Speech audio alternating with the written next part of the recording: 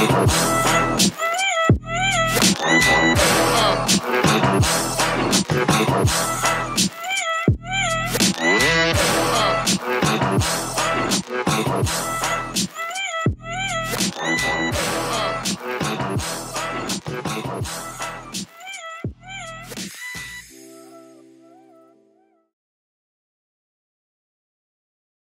everybody, I'm here today with Nishant from Fyber, and Fyber actually provides a publisher platform that we'll find more information about. So Nishant, could you talk to us about what does that mean in terms of being a publisher platform? What kinds of services and products do you guys have?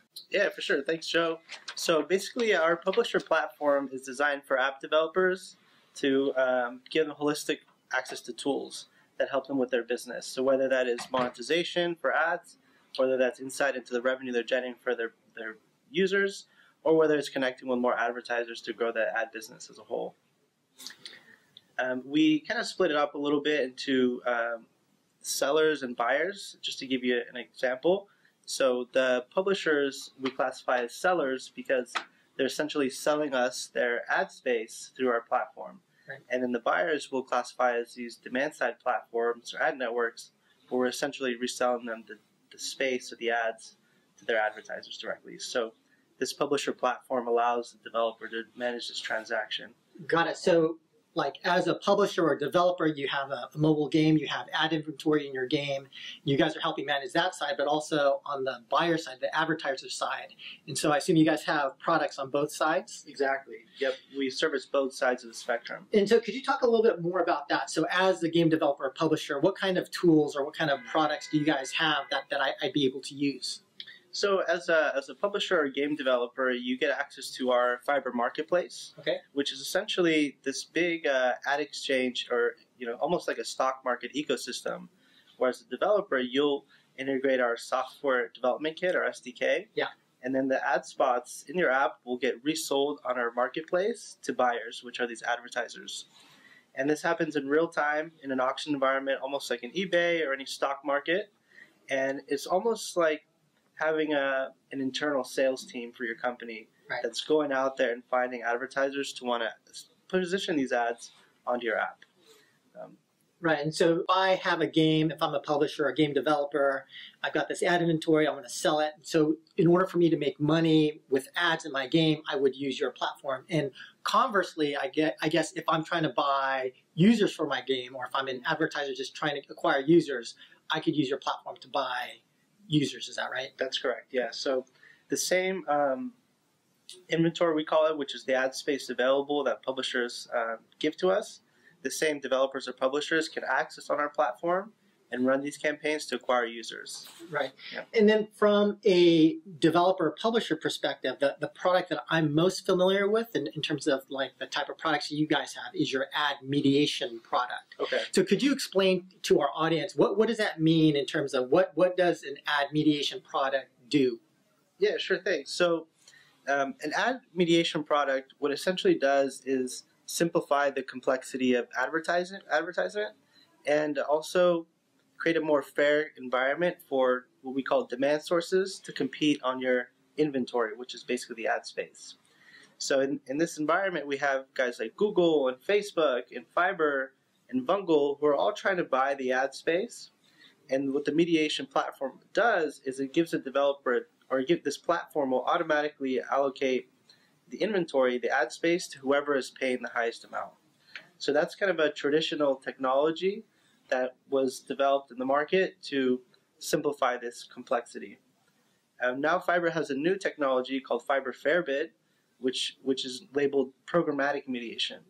And the difference with that and the earlier mediation, which we call waterfall mediation, is in the past, each price was checked in a sequential method. So we would see if Facebook had the highest price, then AdMob, and then Vungle, and then Fyber.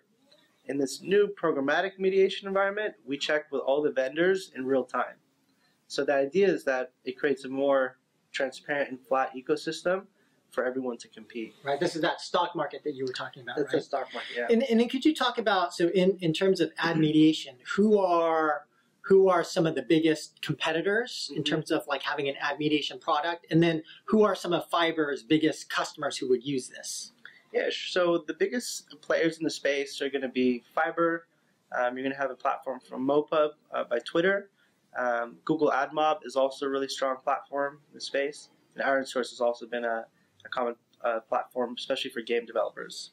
So those are going to be the big ones. I think in terms of differentiators with Fyber amongst the rest of those is we really invest heavily on our technology. Over 50% of our revenues go into R&D investment. And so really we're trying to be at the forefront of this programmatic piece, this bidding exchange environment I talked about earlier, that's supposed to create the highest price essentially for the publisher per ad unit. Right. And then I know Fyber's been around for a long time. I remember even from the early days when I first got into mobile gaming, Fyber's been around. But could you talk about two things? First, in terms of like, it seems like the mobile ads ecosystem has grown quite a bit since you guys first started. And could you talk about like the growth of that market and what elements or what part of the mobile ads ecosystem has been growing the most? And after that, maybe you could talk about how Fyber has changed from the early days as well. Yes, definitely. So in terms of what's growing the most in the mobile ad ecosystem, so mobile ad ecosystem at first was everything mobile. Yeah. And that's really weeded out now. Mobile web is no longer really a focus for our ad ecosystem. It's really pure mobile app play. And that's because that's where most of users spend their time. And that's also where the most amount of data can be gathered from the user to be used in targeting. The ecosystem is really split between, I would say, gaming and non-gaming apps, or like the main focus, with gaming actually representing a huge, huge portion of it, probably the majority, because users from all demographics play games, and it's usually the most time spent. So from an advertiser's perspective, if they want to reach a large audience, gaming is going to be really an important segment for them. That ties back into Fyber quite a bit as well, because Fyber started as a gaming-specific platform. We had a product called OfferWall. That's a value exchange ad unit where the user can go into the game, complete an offer or see an ad like a video, and then in a return receive a certain amount of currency. And that's that value exchange component. So it really works well for games, but not so much for non-gaming. Now, we have a strong support for non-gaming publishers as well, with banner ads and interstitials, and these don't require any value exchange. It's simply, like a pop-up ad or something that's displayed as the user engages within the app. And the nice thing about it is it doesn't really matter what the app does, whether it's a flashlight, whether it's a game, whether it's a music app. These ads integrate really well. So they're easy to use and easier to standardize across OS, Android, and advertisers too. So the scale is really there, which big guys like Nike or Wells Fargo are going to be looking for. So in talking about Nike and some of the bigger guys, when they want to buy ad inventory, maybe we could talk more about that demand side, right? Yeah. In terms of like, what are the biggest types of ads? So you mentioned there's OfferWall, there's banners and interstitials. Like, could you talk about the other types of ad inventory on the market? And so, if I'm coming as a buyer trying to get mobile players and try to acquire them for my game, what are the different types of ad inventory out there for me to buy, and which ones are the biggest? Okay, so I'll start with probably the hottest ones right now in the market, and those are going to be rewarded video ads and interstitial ads. Okay. And those are the hottest because they really take over the screen entirely. They engage the user fully, and it's going to give the advertiser the most opportunity to present their product. Rewarded video and interstitials have evolved lately. They now support playable ads as well. Yeah. And this, after, let's say, the video is shown, the player has a chance to engage with the ad, let's say for 15 seconds, and do like a quick trial of the game. So this is pretty useful because since now a user maybe has a lot of apps or some require Wi-Fi to download, being able to test it out a little bit gives a sense if they like it or not, and then they can go ahead and download in that case afterwards. And even in the case if they weren't going to download it, this playable ad, since it's a little piece of the game, the developer can actually learn from it. So if there's, let's say, for example, 3 levels in this playable ad, but users only go to level 2 and then stop, they could probably find some trend there or find maybe what buttons users are having trouble finding to go to the next level. So you can also generate insights which are valuable for the business. Got it. And then, so you're talking about in terms of like the types of ads, it would be banner interstitial, which are just like static ads, rewarded video ads, which is like a video, and if you watch the video, you can get some reward for watching the video. Right. And then you said playables, which is like an ad that you can actually kind of play a little bit. Yeah. And the advantage of that is you can also get some information back potentially. That's right. And then in terms of like, so those are the main types of ads in mobile. What about the different channels? So there are ads that exist in mobile games or different mobile apps. There may be mobile websites. There's like Facebook, for example. Is there what are the other areas where I can consume or like where the inventory sits for these mobile ads? Okay. So I'll make one quick distinction for ads, and we can classify them in two senses: brand and performance ads. Okay. So brand is going to be any ad that wants to show you something about the brand, maybe give you an offer, and just give you insights into that itself. Performance is going to try to drive some engagement, so you actually click in and downloading the ad. In terms of channels, you mentioned mobile web, guys like Facebook, and then other apps. Yeah. So Google and Facebook represent a huge amount of ad spend because they're kind of safe channels, you could say, for advertisers to buy on. There's a lot of tools available, etc. Mobile web has been a challenge because the tracking is a bit limited, right, and also the experience is limited. Within a browser, you can only do so much, and so it really limits the advertiser. If they want to have something more engaging, they're really going to want to move to an app ecosystem. And when we talk about app ecosystem, again, Facebook is an app, but there's millions of apps out there. And so a huge amount of these eyeballs on a daily basis are spending their time on these third-party apps. Yeah. And third-party apps we can classify as anything outside of Google, Facebook, and Twitter. And those will be your Angry Birds, your publishers like Scopely, big guys like Voodoo or Ketchup or Lion Studios, which are making hyper-casual games, like really quick 1 minute or 2 minute bit games. And we work with a lot of these publishers. And then so those are really great to kind of get access to high volume inventory and have a lot of frequency of ads. And then you're going to have other things like AudioMac or Musi, which are more music related channels that advertisers will want to target as well for a different demographic or audience. So I think the benefit is with Facebook, you get this wide audience that's on one platform and you can target based on certain demographics. But on this third-party apps, you get people doing things more integrated to their daily lives, like playing a game while they're on BART, or listening to a song while they're after work, or maybe checking out a video real quick. And so you can kind of engage them on different moments, and then also different interest types. So maybe they have a really specific interest in a certain music genre, right, and so they're using a certain music genre app, and you can target them based on that. Got it. And let's go back and hit Fyber, right? Okay. And so as I mentioned, Fyber's been around for a pretty long time. Could you talk about, how a little bit of the origin of Fyber? How did the company start, and how has it changed over all the years that it's been around? Because Fyber's been around for a little bit, at least for a startup company. It's definitely survived for a while. Yeah, for sure. And I would say we're really proud of that, for being a startup company that's evolved into this major global company that's even public on the stock exchange in Germany. So Fyber originally started as a company called SponsorPay. And we actually did this offer-wall product that I mentioned earlier, but it was designed for desktop games, which is really interesting. And did that for a couple years, and then we decided to shift over to offer-wall for mobile, and things started to kind of pick up in revenue because mobile gaming started to really develop. And then shortly after that, rewarded video as an ad unit became very popular as this value exchange format I mentioned. And that's when Fyber decided to go into mediation. Mediation had been around a while, but it was around more in banner and interstitial ads, I guess traditional display ads, but not in rewarded video. And when Fyber decided to support rewarded video mediation, it really opened up the floodgates to this game developer community that was already using Vungle and AppLovin and Chartboost, but didn't have a good way to mediate these rewarded video networks. And so it became immediately this huge platform, super tailored to game developers. And that was kind of cool because it oriented the founders into building tools for that audience. So things like tracking ARPDAU or how much revenue you have per user in a certain region, or things to improve the user experience, like only loading a certain amount of video ads if the user was on cell reception versus on Wi-Fi, to kind of, Right. balance on the data usage.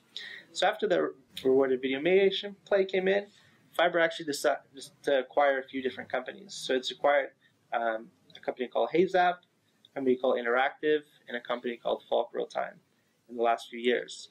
And basically over the last year and a half or so, we just finalized the consolidation of all those different companies. And the products that we have today, Fairbit, are a result of the best components from all those different companies coming together. And I think the unique advantage of Fyber, to sum it up, is we originally started as really focused towards the gaming community. Yeah. But as we've evolved, we have ad monetization tools for both gaming and non-gaming publishers, whether they want to use display, video, or value exchange ad units. And that's a huge proposition relative to other players in the space that maybe only focus on gaming publishers or only focus on non-gaming publishers in those tools. Got it. Yeah. And then just talking a little bit more about the company, could you talk about, so how big is the company? You mentioned Germany. Is there an office in Germany? And then what are the kind of people that you guys hire if someone in the audience is looking to work at a company like Fyber?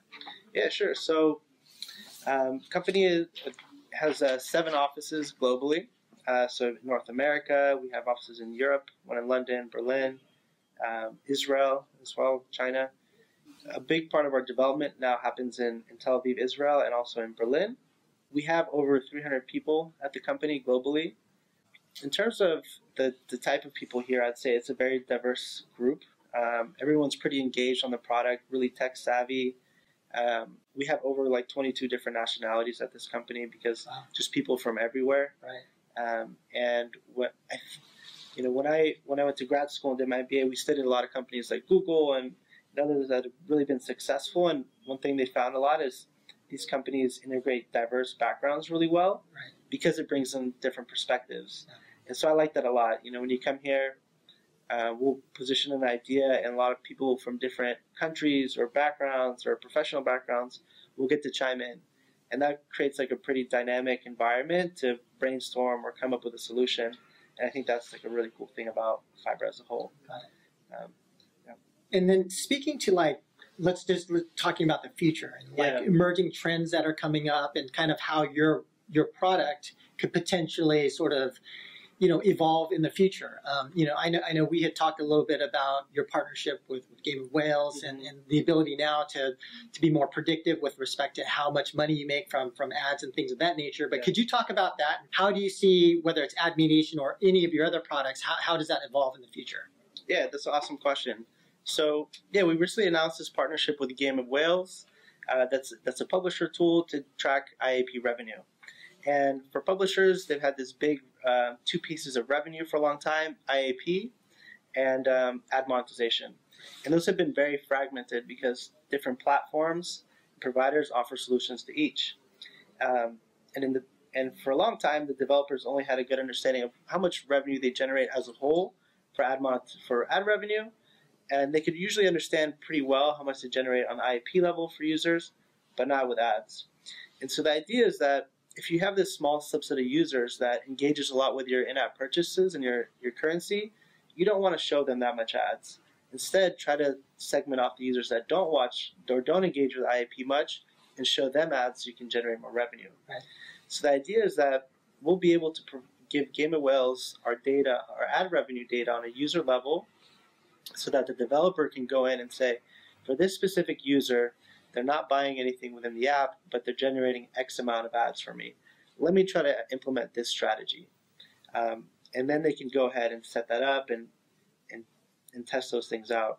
And that's where we really see ourselves evolving. In the past, I mentioned we just did ad monetization, but now we want to really be a publisher platform where you can go in, you can understand how your business is doing in a certain region, how certain users are doing with different revenue models that you have, and then empower you guys, or these developers, with the tools to then implement strategies to say, all right, I want to show these types of ads to these users, or maybe even not something ad related. Maybe I want to give them an offer or an opportunity to jump to the next level because I see this subset getting stuck over here.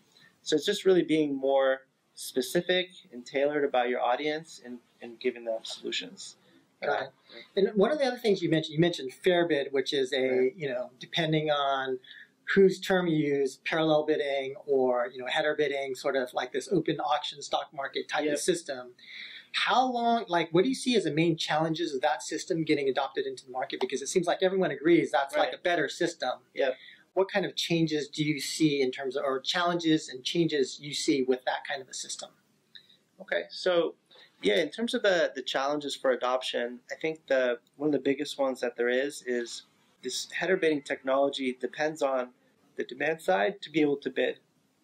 We have some ad networks, which I mentioned earlier, that uses traditional technology, and I also mentioned programmatic mediated networks. Yep. So Facebook, Tapjoy, and AdColony are programmatic mediated networks on our platform, and what that means is they can bid in real time for the ad. So competing with all these other demand-side platforms, they can say, the moment Joe opens up his phone, I want to pay $10 for that ad, and they have the technology to back that up.